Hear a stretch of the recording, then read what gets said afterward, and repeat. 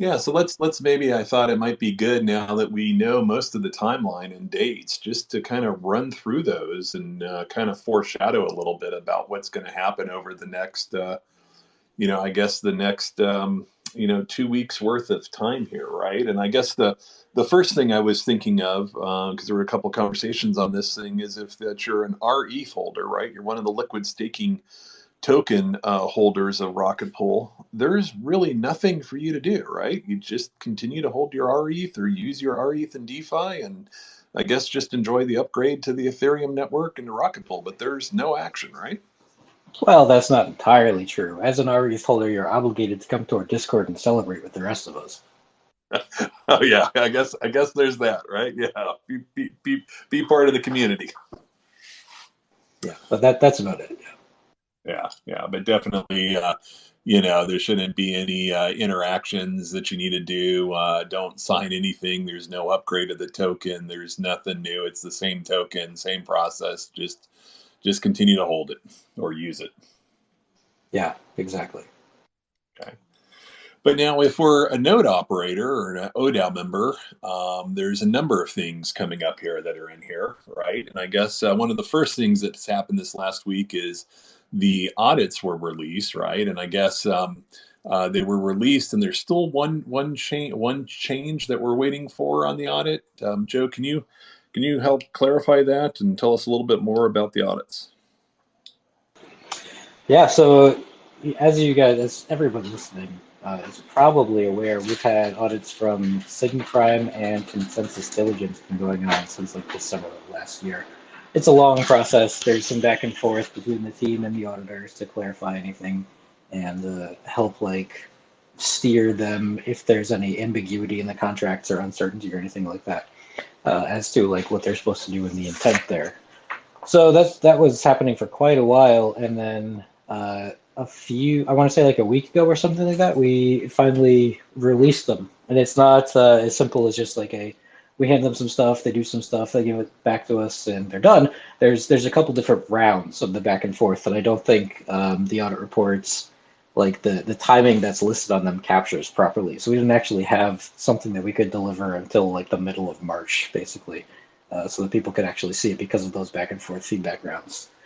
But the one change that you're talking about in particular was something that came up.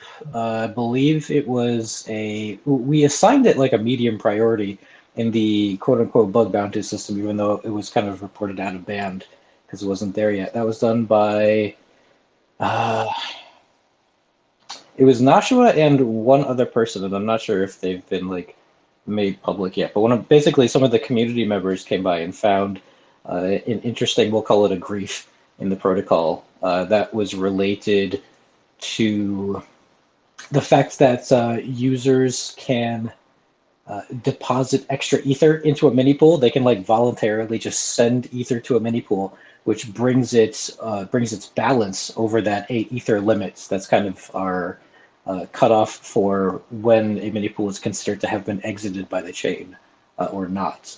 And this way, we don't have to have the Oracle DAO kind of like flag every single mini pool that's been exited. You're not beholden to the Oracle DAO in order to get your ether back, essentially, which was a trade-off that we were willing to do. But in the process, if you have more than 8 ether in your mini pool's balance, it's the code treats it a little differently. It thinks that you've exited the chain, and it thinks that if you have very low amounts, like 8 or 12 or something like that, that you've been slashed accordingly, and that's all that you got back from the beacon chain. And so it will exit you and will take all of your rewards and give them to the rETH seekers, essentially, which is not what we want to do. At least we don't want to have somebody voluntarily throw ether at the mini pool to kind of artificially impose this limit. So, long story short, they reported this as kind of a thing that people could do. They noted particularly that there was a front running condition where you could, like a node operator could say, okay, I've got, I don't know, 5 ether in my mini pool. I want to distribute my balance and get my earnings. Somebody could see that transaction in the mempool and front run it with a deposit to force them into this condition where it slashes them because it thinks they've been exited. And so the fix is very simple. It just says when the transaction from the node operator lands, verify that it's not going to get their mini pool slashed because the balance is too high. And if it is, error out. That's really all it is, like a 2-line change. But we are nothing if not sticklers for safety in the protocol, and so we asked Sigma to take a look at it again, just to ensure it's not going to have any interesting side effects. We don't expect them to. I don't think there's really any remote chance this is going to cause any consternation, but we're doing it anyway out of safety. And once they confirm that it doesn't have any sort of weird side effects or it works as intended, we'll probably amend the auto report with that. How's that? Is that helpful? Yeah, and just a couple of things in there. I see the object that said that it was Valdorf that was the other person that helped kind of identify and clarify that front run attack. And so if I understand your description of it, that change or that fix to prevent that grievance attack will go into the Atlas code, assuming a positive review by Sigma Prime when Atlas launches or is deployed in the coming week ahead or 2 weeks ahead. Yeah, I mean, technically it's already in the code base, and we're just waiting for them to get this deal clear before we push it. Okay. Excellent. And then maybe the next question I have for it, and unless Mav interrupts with our guest here, is that the Immunify bounty, is that last I left it kind of the end of last week, they were expecting after this change that they would now include Atlas in the bounty process. Has that happened, or is that still going to happen?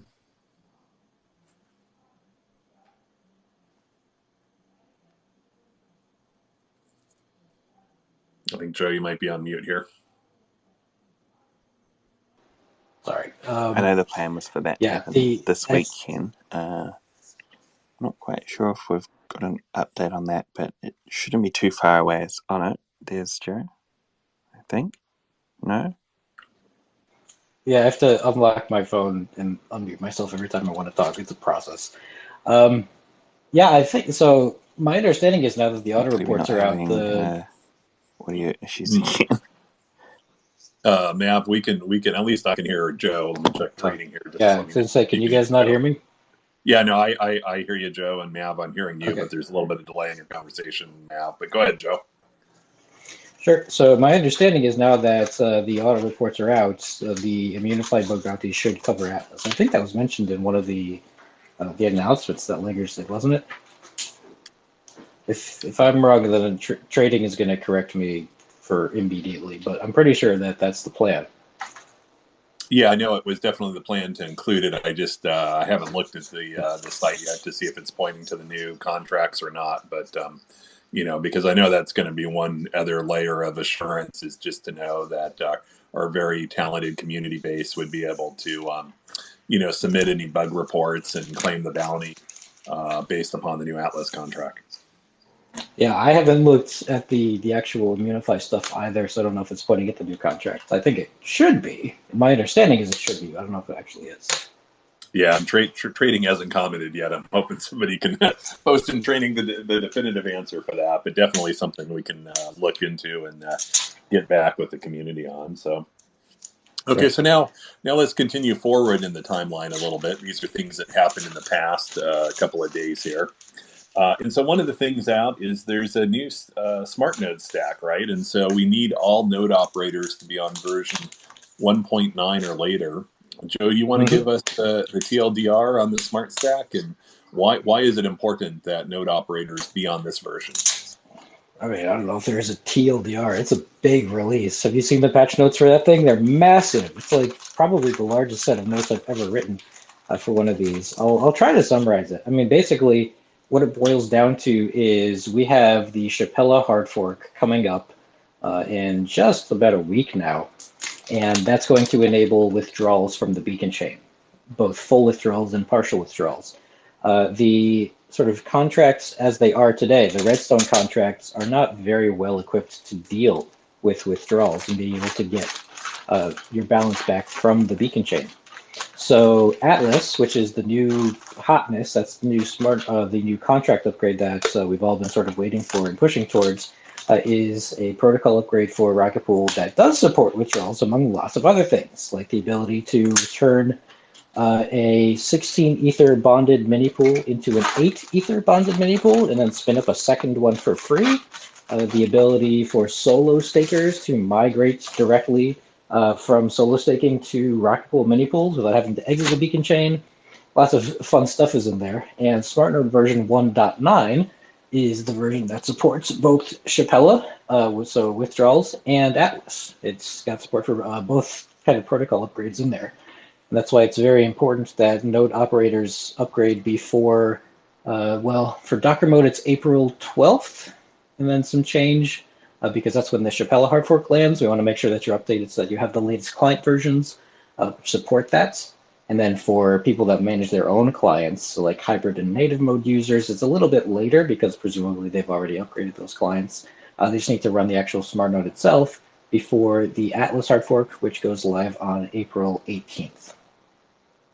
Okay. Okay. And for node operators, if they did version 1.9, do they have to do 9.1, or is that just optional? You don't have to.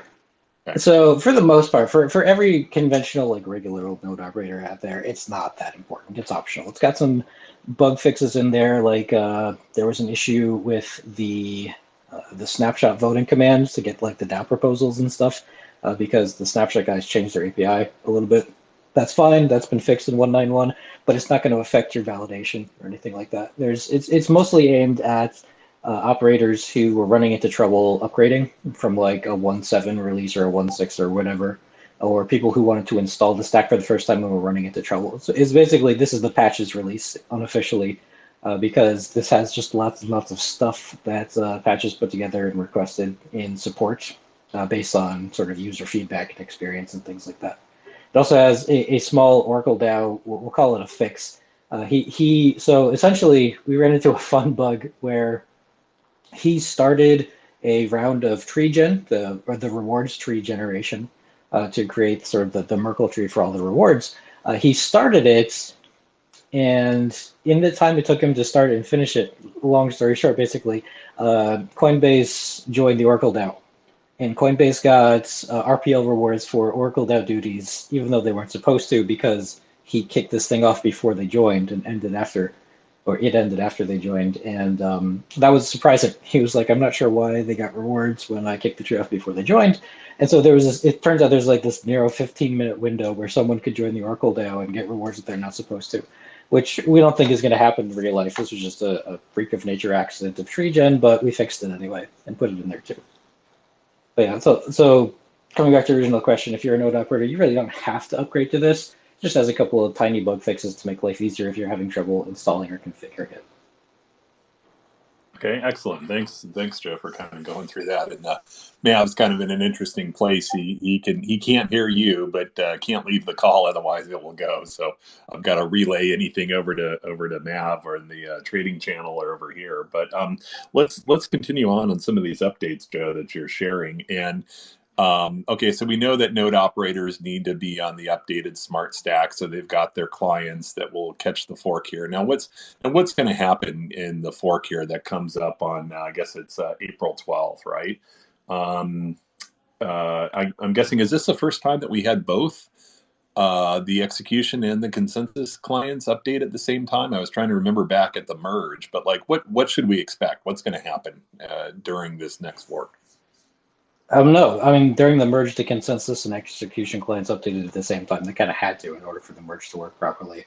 I think the big difference there is we had like 15 smart node releases in the window of a week because each of the consensus and execution clients kept coming out with high priority updates that they absolutely needed to get done. And I wanted to make sure anybody installing the smart node had those up-to-date clients, so I released a new version just for that. Because I don't expect people to install the smart node and then read our announcements channel and say, oh, there's this announcement from after the release that I installed, I better go update the clients or whatever. So I update the clients accordingly. And we haven't seen that this time. So the merge was a lot of fun because of that. There were tons and tons of updates coming out left and right. This one, there really hasn't been. There's been one round of updates where each of the consensus and execution clients sort of enabled the mainnet epoch or block for Shapella. And then after that, there hasn't really been a lot of extra stuff. I think Lighthouse had one emergency update because of a bug they found after the fact, and Lodestar had one, but that's about it. Everybody else has been pretty stable. So I mean, we've got a week to go. We'll see if that holds or if there are any more emergency updates. But fingers crossed right now. Okay. And so it should be a lot of fun, right? I think ETH Staker is doing a call again where we'll be able to, observe and kind of watch that in a live stream and just kind of be in trading and celebrate. Hopefully, which should hopefully be a flawless merge, right? Or flawless fork, Yeah, so code-wise, I think this fork is much less spectacular and contentious than the merge was. The merge was something unique. I don't think we're going to see anything quite like that again. So now this just feels kind of like a boring old routine upgrade that everybody kind of knows the game plan for. I'm not expecting any fireworks on this one. Okay. And then for some of our nodes, we're already on the correct withdrawal credential. So as soon as this fork goes in, we'll actually see, even though Atlas isn't released, we'll actually see our beacon validator balances once the skimmer gets around to us, right? They'll drop down from the 33, 34 ETH that some of these might be at, and they'll drop back down to 32, and we'll see some balances in our mini pool contract. But we can't do anything yet until Atlas, correct? Yeah, so this is by design. Every rocket pool, mini pool, automatically has the correct withdrawal credentials. That was one of the key things that we needed the core devs to actually have support for in the spec itself before we even launched the protocol in the first place. So if you're a rocket pool node operator and you have a mini pool, your withdrawal credentials are already set. That's fine. Life goes on. No problems there. Exactly what you said, though. What's going to happen is Chappelle's going to hit first, and it's going to enable skimming. And so if you are actively staking on the beacon chain, you're going to see your rewards get deposited into your mini pool balance. That's intended, that's expected, that's okay. You're not going to be able to touch them until the Atlas upgrade, which is about a week later, but that's okay. Like, it will just happily sit there in your mini pool just waiting for Atlas until you can distribute those accordingly. So don't freak out if that happens. Nothing bad is going on. That's totally normal. For people who have not updated to the new Grafana dashboard, one thing to highlight is the APR calculation on the old Grafana dashboard works by comparing your beacon balance yesterday with your beacon balance today. And that works fine as long as it only goes up. But Chappelle introduces this whole skimming thing, which means your whole balance is routinely going to get reset to 32 Ether per mini pool. And because of that, the old dashboard's APR is going to look like negative 9,000% or something like that, because it sees that you had a lot of Ether yesterday and you don't have a lot of Ether today, and it's going to assume that it was lost because of a slashing or something like that. And that's not actually the case. We encourage everybody to upgrade to the new Grafana dashboard just to make sure they don't see those scary red herring numbers that aren't actually true. Sure, not everybody has, and we're going to see a whole lot of people coming to support us in Chappelle land saying that they have like negative 9,000 APR in Grafana. What do they do? And we'll have to kind of explain it to them accordingly. But yeah, the long story short is basically everything is working totally fine. Just stay tuned for Atlas when you can actually access your rewards, and all is well. Yeah, I saw on the new Grafana that it says coming soon to the APR, and I wondered if it was something like that. But I think you're absolutely right that support. I think we're going to need all the rocket scientists and community members that are willing to lend a hand around this thing. That I expect the support channel to be pretty busy. Yeah, definitely. Okay, and so then, so the fork happens. We see the skimmer start at validator 1 and process them for everybody that's got the withdrawal credentials. And then about a day later, we end one of our RPL rewards periods, right? And so now, what is going to happen at that rewards period, and what is different about this time that might be different from last time? Yeah, so the rewards period on April 13th is not going to use Atlas, but it will use rewards version 5, the rewards spec version 5. The primary differences between version 4 and version 5 are just based on the accounting method. So Patches and Nashua and Valdorf and a couple other guys suggested a while ago that we change the way we sort of calculate eligibility for the smoothing pool, for example, and how many shares you've earned in the smoothing pool, whether or not you attested or not on a particular slot. that kind of stuff. They offered a way to do it that is much cleaner, much more convenient, and certainly scales easier in the future. Instead of just sort of like taking a snapshot at the very end and trying to figure out eligibility periods based on the state of things and stuff like that. So the numbers may be slightly different than they would have been with 4, but we're talking about like hundreds of thousands of ETH and RPL and stuff. Like, it's within the noise. You're certainly not going to notice it in everyday life as a node operator. So for all intents and purposes, as a node operator, this rewards period is going to look functionally identical to the last one. There's nothing special about it.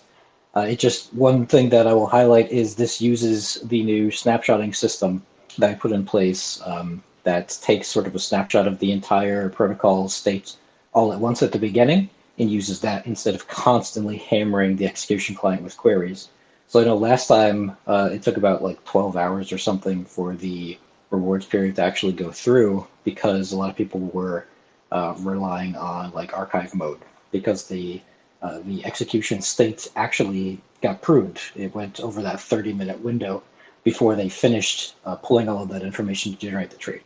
That's not really necessary anymore. Now it's going to snapshot the entire execution layer state pretty much immediately. It takes like 10 seconds to do at the very start of generation. So we don't expect anybody to have to rely on kind of like those fallback archive nodes, and it should come back much faster, relatively speaking. It should be done in like 2 hours or so instead of 12. Okay. So then that brings us, to the fork, the Shapella fork on the 12th. The rewards period ends on the 13th, and then there's a little bit of a pause of looks like about 4 days or so, right? And it's not until we launch Atlas, right, which is now on April 18th.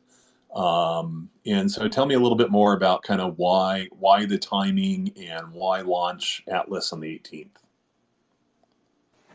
Okay, so there's a couple of reasons for this, but to be clear, there are 5 dates I'm keeping in mind right now before I go over that, just so everyone understands what's happening. First things first, today they're increasing the deposit pool from 5,000 to 18,000 and doing some other parameter changes. So that's today. The 12th is the Shapella hard fork. The 13th is the rewards period. The 10th, which I forgot, the Oracle DAO is going to switch over the way the RPL price is reported in the contract, since it right now uses a spot price off-chain from the 1-inch Oracle. And after the 10th, it's going to use TWAP, using like the Uniswap pool, the big one, to just make things a little safer. We had an interesting situation arise earlier where the 1-inch guys deployed a new version of the contract that had some unexpected behavior. So we want to avoid that to minimize our sort of dependence on third-party libraries and contracts and things. That's the 10th. And then finally, Atlas is on the 18th. Those are the big dates that I am paying attention to as far as like stuff happening within the protocol. And then I told, what was the original question? I forgot. Sorry. Yeah, I guess help us. Okay, so thank you. I forgot about those 2 other dates that were important, right? The change in the protocol settings, including increasing the deposit pool balance, so that way there's as much rETH capital or ETH capital that was used to get rETH available to launch as many LEB8s as possible, right? And then the improvement to the price oracle, right? That all happens on the dates that you shared, right? But so then that brings us to the 18th, right? We're at Atlas. So I guess a couple of questions that I'll ask is, the time, why the 18th, and then what happens when Atlas goes? Walk us through that. Okay, so right, the timing. So the protocol itself has had a strict every 28 days exactly. There will be a new rewards interval, right? And that has been a thing since we launched, like back in 2021. Nothing interesting has changed in that respect. It just so happens, coincidentally, that the rewards period interval number 8, the next big one, is April 13th. And the Ethereum core devs have decided that it's a good idea to launch Shapella like 7 hours before that on April 12th. So that doesn't have anything to do with us listening to when Shapella was going to hit and then deciding the rewards interval. That was set. The rewards interval was set in stone 2 years ago, and it just hasn't changed. We talked about potentially moving the interval, changing the rewards interval period to accommodate for the date of Chapella, and we decided against it because at the end of the day, it doesn't matter. For us, the rewards interval doesn't mean anything. So we're going to have Chapella hit, and then we're going to have the rewards interval 28 days after the previous one, as normal. So that's why the rewards interval is on the 13th. And then as far as why are we waiting for Atlas to hit after the interval? So here's the thing with that. We know as soon as Atlas is deployed, there are going to be something like 10,000 mini pools that try to switch over from 16 ETH bonds to 8 ETH bonds. They're going to try to do the 8 ETH conversion and spin up a bunch of stuff, right? No one is interested in LEA. Right. Exactly. I'm sure nobody will. No, we're expecting the bulk of the protocol to switch over. And when they do, we want to make sure the rewards tree works with LEB8s correctly and assigns them the correct rewards and doesn't have any bugs or anything related to LEB8s or Atlas at all and stuff. We don't think there is because functionally rewards interval version 5 handles them already automatically. It does so in a very elegant way that I mentioned some of the other guys like Patches and Valdorf and Nashua were able to kind of put together for us. But we want to be very, very sure that it'll work before making it canon and giving it to the world and stuff. So what that comes down to, and we had been talking about this since January, I think, what it comes down to is basically, do we want to launch Atlas right before the April 13th rewards period? So we have a very small window of testing and ensuring that things work properly. Or do we want to launch right after April 13th, which gives us 4 weeks until the next rewards interval, and we can use those 4 weeks to run our tree tool and test and verify and make sure that everything is working, and if not, we can kind of like push back accordingly, right? And ultimately, the team being the very conservative folks that they are, decided we're going to do the safe thing, and we're going to let April 13th roll over without Atlas.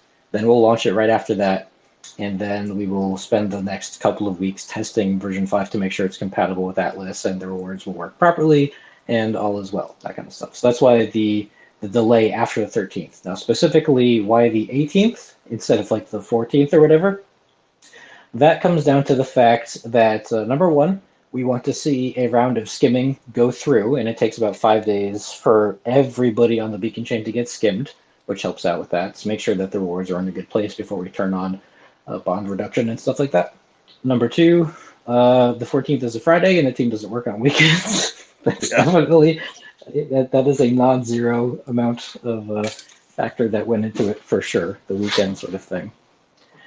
And I think mostly we just want to make sure, number three, that Chapella works properly, right? We want to give it a little bit of time after a major client update and a chain hard fork before messing with our own to ensure that any weird behavioral anomalies or quirks that are introduced are a result of us and not them, right? Yeah, no, that totally makes sense, and I think it kind of just helps minimize the chance of confluent errors or confluent interactions between the two, right? Like let it, let Chapella happen, let the first skim happen, let the mini polls receive their balance, and then affect Atlas. Exactly. Yep. This is the smallest number of variables as possible. Okay. So now, if we zoom in just a little bit on the 18th, right? It's midnight, 0000 on the 18th. It's going to be, for those in the U.S. here, it's going to be Monday night, so what happens? They deploy Atlas. Does it launch automatically? Is it already deployed and it just activates on a certain block, or do they actually have to kind of time it to launch? And then what does the ape-in look like as we're all trying to do node deposit? Are we rushing in like we did during the initial stage launch to this thing? Or what do I expect as a node operator? How crazy is this going to be? Okay, so that's like 5 questions. I'll try to take them one at a time. As far as how it's going to work, functionally, the team is going to deploy the contracts well in advance, and it's going to raise a proposal with the Oracle DAO to upgrade rocket pool to the new contracts. Ultimately, there is a single contract that contains all of the upgrades, all the changes that need to be made, all the reassignments, the new contract and stuff like that. There's like a meta update contract, one single one. And it just becomes a thing of like, we want to execute this contract. That's what the proposal is going to be, is we want to execute this contract, the upgrade contract, right?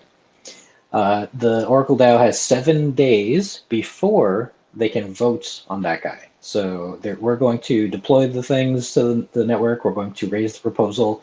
They have to wait 7 days, and then they can vote on it. And I believe they're timing this so that the vote will be finished well in advance of the 18th, the date where it actually goes live.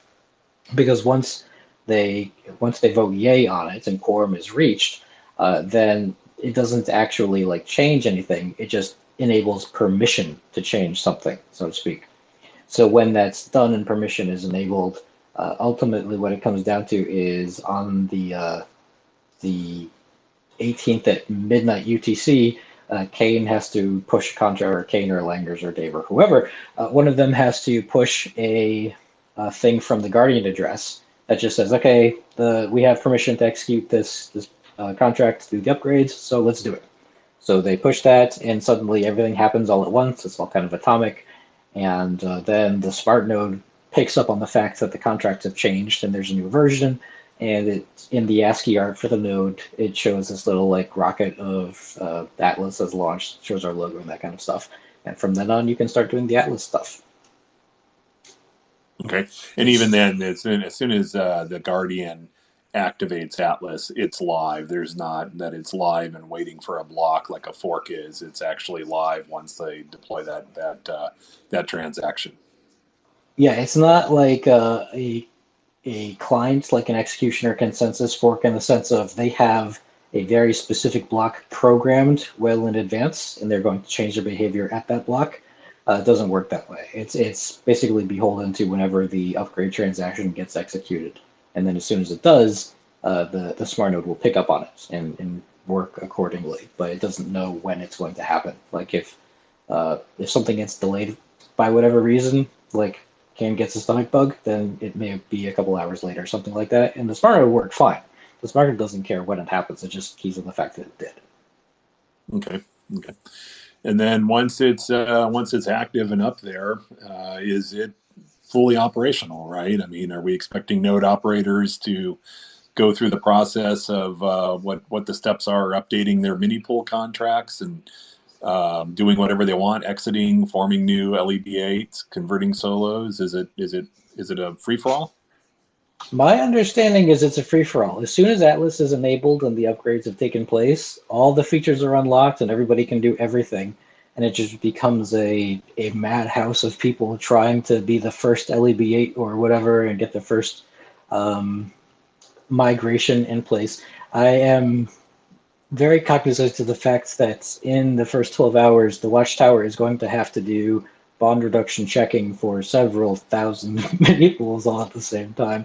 And I'm hoping that the state capture is going to help a lot with that, since they can do it instead of hammering the execution claims for every single one. Fingers crossed. But yeah, it's a total free-for-all. Everybody can do everything immediately. And what I recommend, I'll do the same thing that I did when we first launched the protocol. I will recommend that unless you have a reason to be in a hurry, you're going to see gas prices go through the roof and should probably wait for a little bit for them to calm down before doing your thing. Yeah, that's probably really good advice. I mean, I didn't listen to that early on and was one of the ones that just kind of aped in the door and paid exorbitant gas prices when you look at it. But, probably pretty good advice. And what are some of the other things to look for? Is there any sequence of steps that a node operator should do to form LEB8s, or things that they should look out for, like making certain they clear the scrub period again? Like what are some of the gotchas, or what are some of the important things to be cognizant of? Yeah, so the documentation that we have, like the guide for LEB8 migration and stuff, should cover that pretty well. And I'm in the process right now of going through the guides and kind of refactoring them a little bit to make them easier to follow from like a synchronous execution flow standpoint, going from step A to B to C and that kind of thing. But the documentation we have up there will definitely walk you through the process. The gotchas to pay attention to, I believe, for bond reduction are your mini pool pretty much has to have 32 Ether in it. It's 32 plus, so it can have more than 32. That's totally fine. But if it has less than 32, you're going to run into problems. And because of skimming, that's going to be happening for like a week beforehand, we're expecting it to basically sit at or near 32.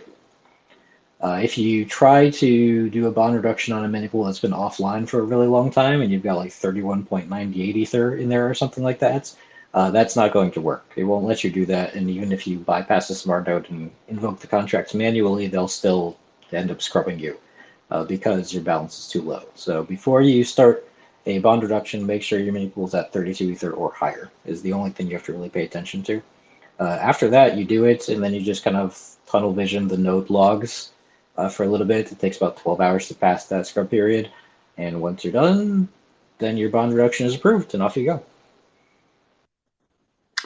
Excellent. It's going to be quite an exciting week, I think, to look at the events activity and to see how the protocol is going to shift from being a very much a an rETH rich environment, right, where there's more demand for rETH and there are node operators that can lift it or stake it, to completely the opposite of a node operator enriched environment in which we have plenty of validators with lift capacity, but not enough rETH. And it's been a long time since we've been in that mode again, and so that's going to be exciting to see. Oh, absolutely.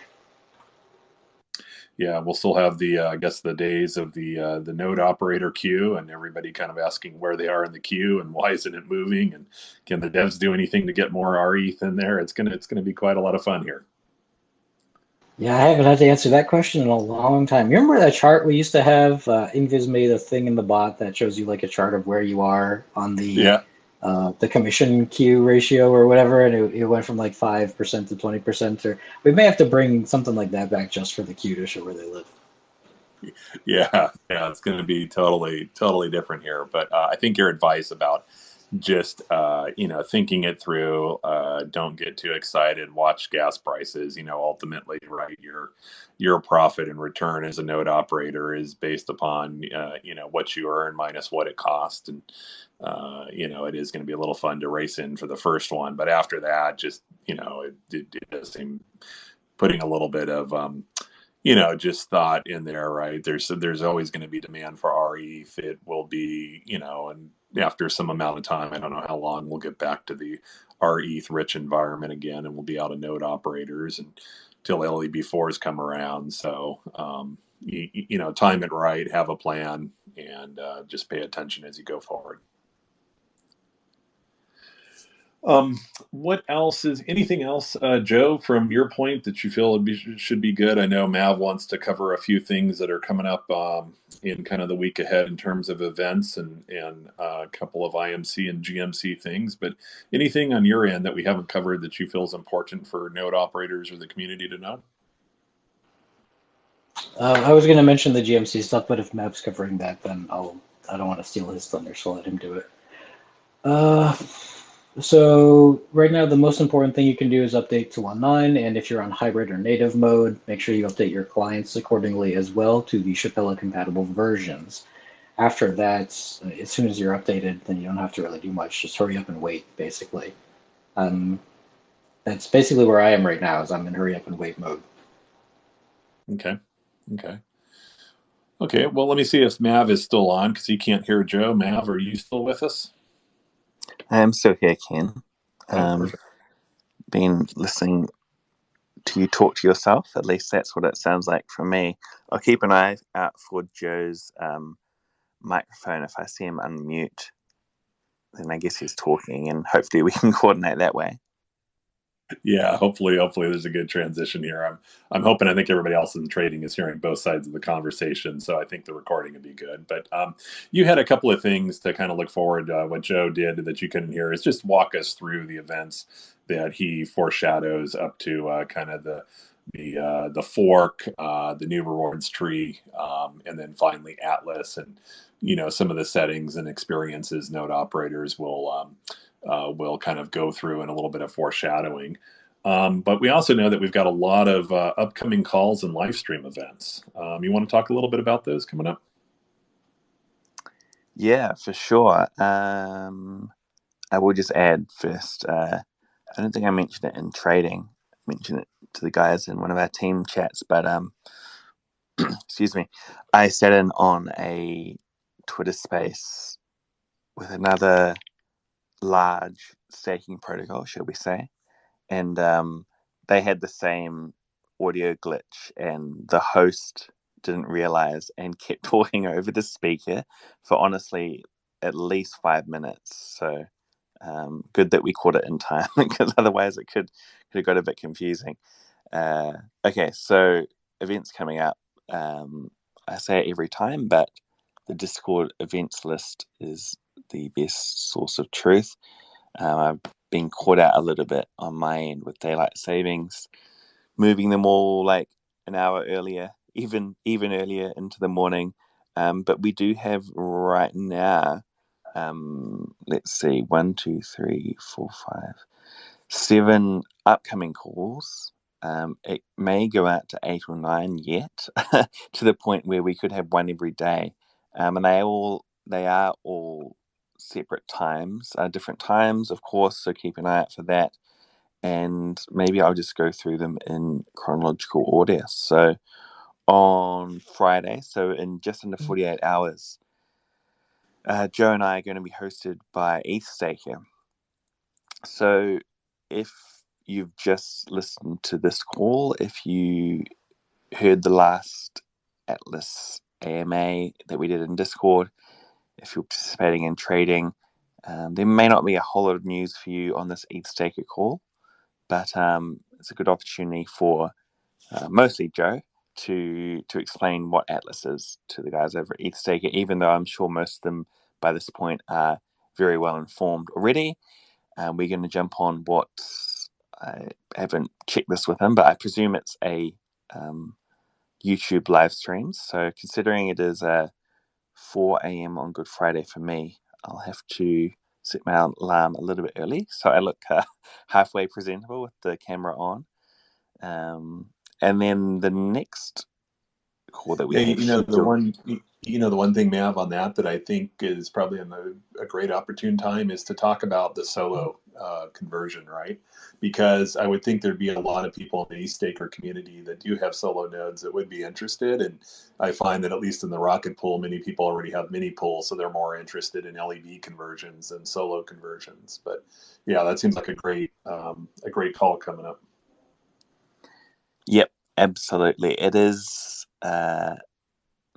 somewhat of a difficult topic from the whole decentralization and not wanting to go in and shill Rocket Pool too hard to solo non-operators, but we will certainly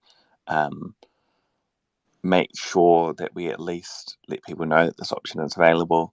If they are then wanting to investigate more, I'm sure they won't have to go too far to find out more details. But at the end of the day, yeah, especially for people who may already have some RPL, but for whatever reason, they started staking before Rocket Pool launched, it could be a very attractive option for them. So we'll make sure to, at the very least, get that point across. And then, if people want to follow up on that, they absolutely can do so. As we know, there's some pretty great documentation. So, that'll be a great opportunity. We may yet have one more call at some point over the long weekend. So I'll add that in if it ends up being confirmed, and probably just drop everyone a ping to update that and a couple of other points. But then the next call that we have scheduled is one with Beethoven. So if you have rETH on Optimism, you may be aware of who these guys are. The IMC, Incentives Management Committee, has been working with them to facilitate liquidity on the L2 Optimism. Part of that being the Optimism Foundation grant that Rocket Pool was granted a little while ago now.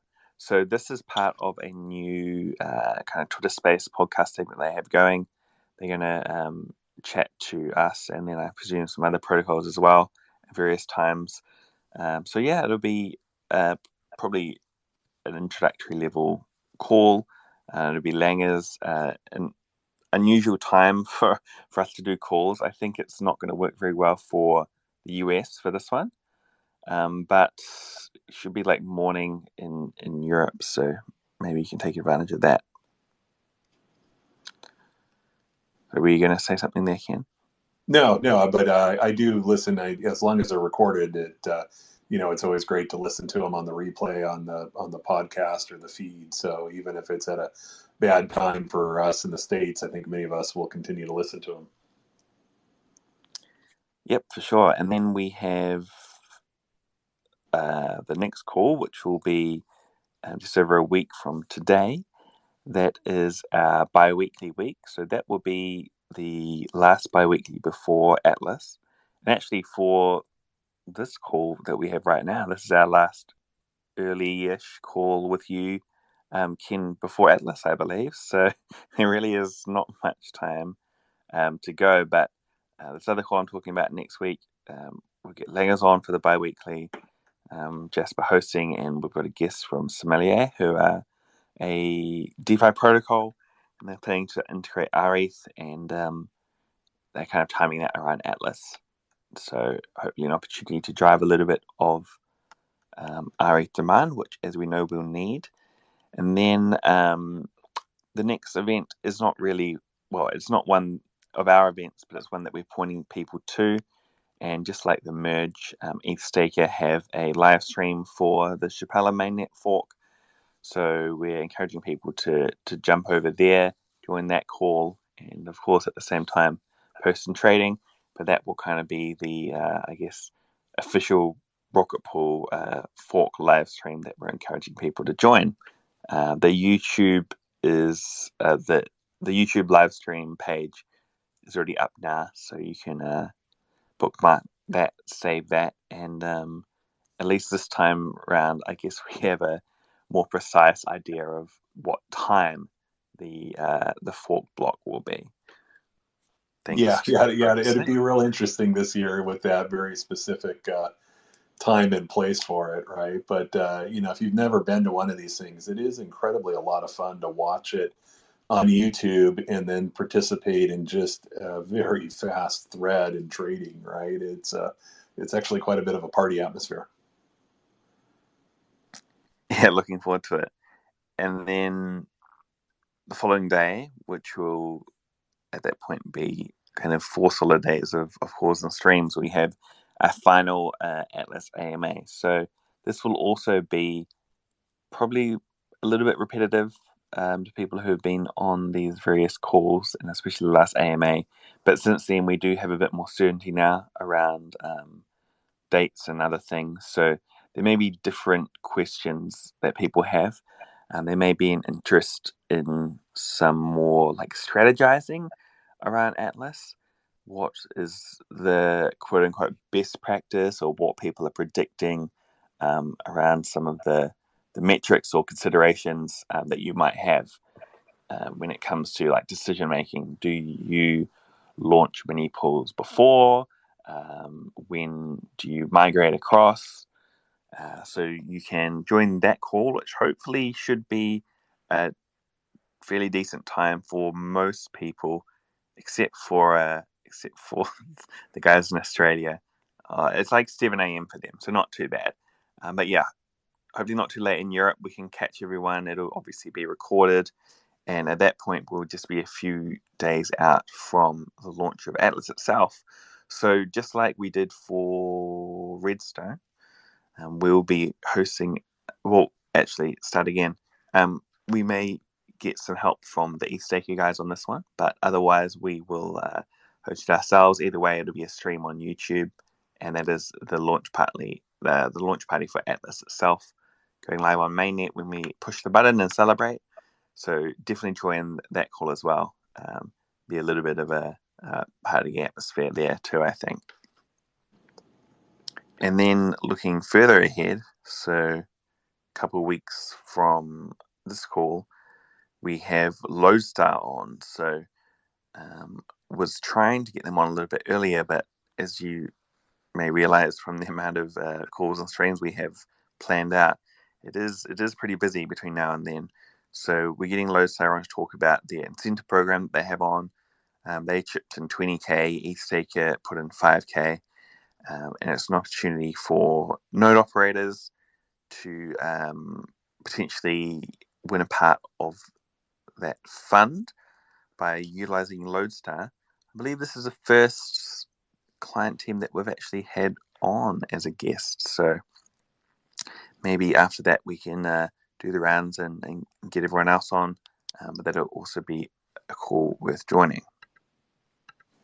Yeah, I would like to see both of those. And yeah, I think you're right. It might be one of the first client teams, but not only the client teams, because we're supporting the entire suite of them, but there's also, I always forget, there's just some very fascinating ODAO members that are well known in the industry, and it'd be great to have them on one of these calls and get to know the ODAO members a little bit more and what they do to provide service to not only Rocket Pool but the Ethereum community as a whole. Yeah, absolutely. That is something that we've been tossing around, and I'm still very keen to make that happen. So, yeah, absolutely. And then what else do we have? I think there are a couple of governance things to talk about. Yeah, it seems like there's been some activity both in the IMC and the GMC. What are some of the important things there? I never spend any time over in the IMC land, so I have no clue what's going on over there. Well, we have depending on the way the vote goes, we may have we're going to have a new IMC. Some people are getting voted in again. But there's a vote live now. It's I think it was 2 weeks, and we have 5 or so days left to run.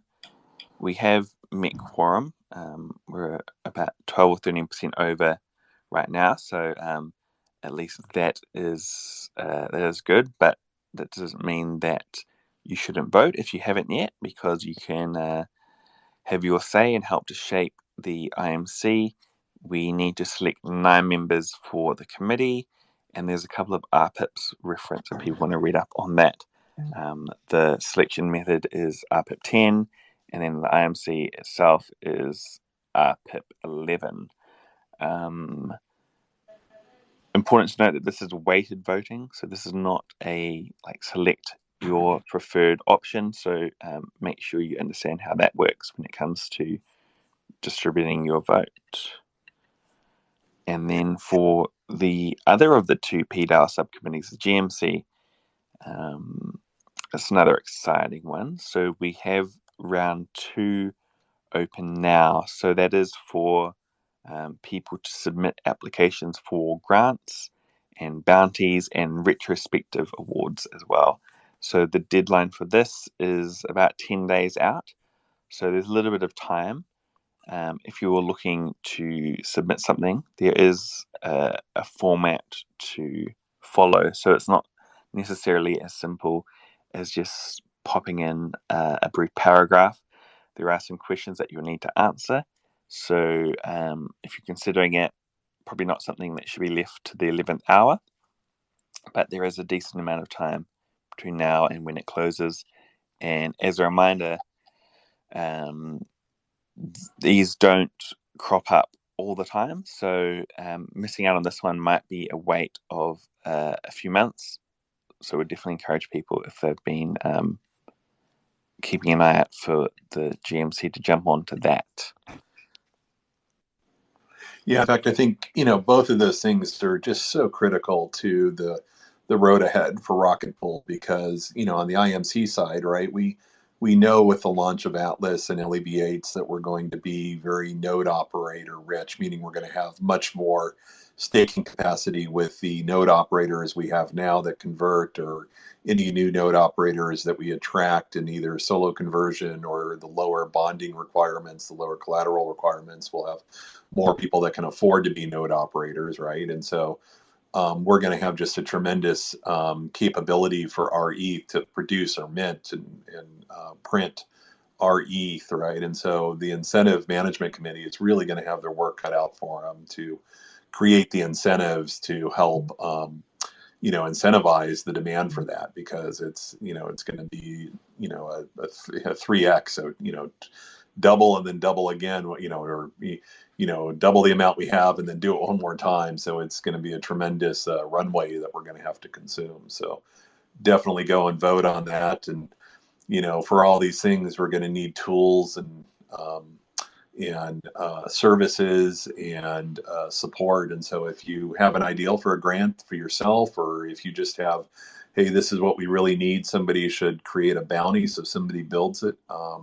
Really, come and speak up and submit those thoughts to the GMC. That's really, I look at all the tools that we're using in Rocket Pool, and to be honest, most of them have been community created by folks listening to this call and folks in the Discord. So definitely, if you have an ideal and you want to contribute, you think it has value, and you'd like to get paid for those services, this is what the grants and the bounties are for. Yeah, absolutely. That's the one. Yeah. Any other things, Mav? As I see, we've been going for about 60 minutes now, but any things that we haven't covered from your point that you feel is important for the community to know or hear about? Is there any Brad, before Langers and Dave get up, that you can kind of share with us, and we'll keep it to just us and trading? Let me think. Nothing really in the way of bread to share. I'm pretty sure I mentioned it on the last call that, okay, so going off what you mentioned, Ken, about the importance of rETH post-Atlas, and then some of the kind of partnership integration work that's ongoing.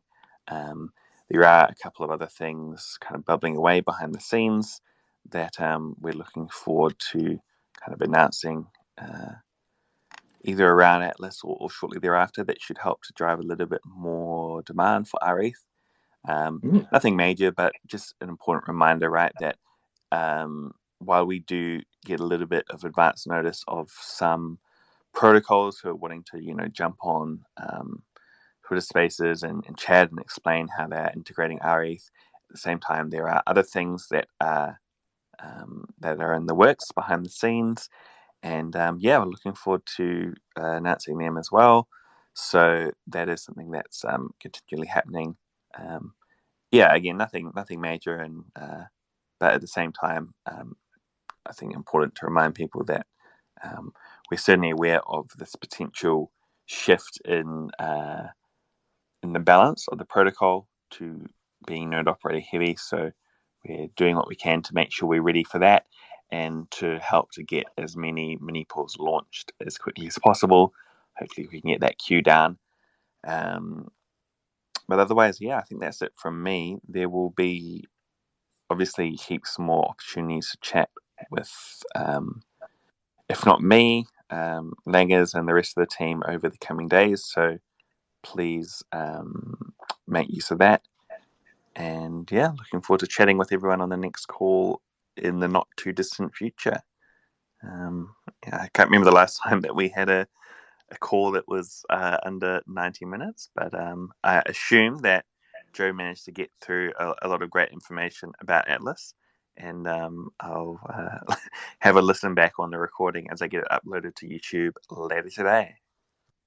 Yeah, Joe did a great job, but it's always one of those things where you kind of have to hear it 3 times before it kind of sinks in. And, we only kind of transition through Atlas once, so you kind of have to get it straight in your mind, what to expect and what to experience, and kind of the do's and don'ts. And so I think it's been very helpful to continue to just over communicate. I don't think we can quite do that here. One question I did have, maybe you know something about it, or maybe you'll defer to Langers. I'm hoping he'll be able to make one of these calls. But any word on those supposed job openings? I know a number of people in the community are very excited to put their name in the running or consideration for those positions. Have you heard anything on the inside about those? Actually, I think that was it yesterday on our team chat? I do know that Langers and Dave are working on it. They've made some progress. I'm pretty sure they've finished, or at the very least drafted out some stuff in terms of job descriptions. So whether or not it goes live before or after Atlas, I mean, I would assume that most of the focus is going to be on Atlas, but it should be something that it's not too much later. I mean, put it this way, I would think it's an April thing rather than going into future months. So maybe at this point we can say soon. Okay, that sounds good. And then Joe, I see you're still with us. Any last words from you, or thoughts? You probably haven't heard a word that Mav has shared at all, but anything from you?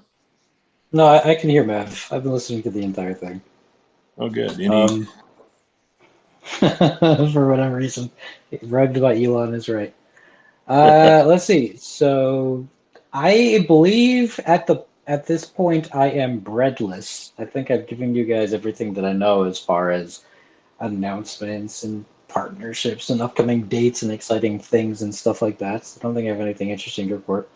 I can report that Whack and I are working on a collaboration to record some videos of the new features for some guys that desperately need video walkthroughs. So that'll be cool. We're literally figuring this out right now in DMs.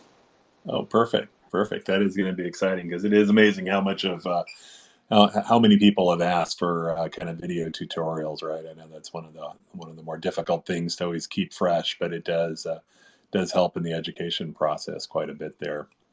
The other thing, I'm kind of looking forward to, I mean, certainly Atlas is going to be a tremendous accomplishment, and I think the team is going to deserve some little bit of R&R. I'm hoping, Mav, you'll be able to take that vacation afterwards, but I'm also excited about the future ahead, right? I know that maybe it was Dave that was hitting a little bit at some community-driven road mapping and some envisioning of what lies ahead for Rocket Pool and where it goes with the next releases and continued partnerships in both the staking side of the house, the RE side of the house, but also just in terms of protocol advancement. And I'm really looking forward to that, and looking forward to the conversation about the constitution for the PDAO and the ODAO, and a lot of those kind of conversations that were kind of put off from Atlas. So I'm kind of hoping there's going to be a new window of opportunity here to really start envisioning and start building the next big product with Rocket Pool.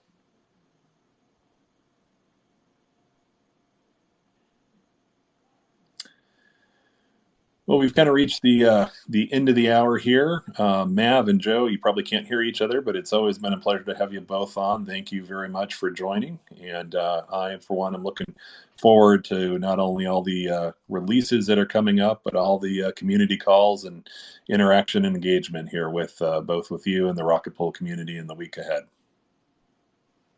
For sure. Thanks, Ken. Thanks, Joe. And thanks to everyone listening in.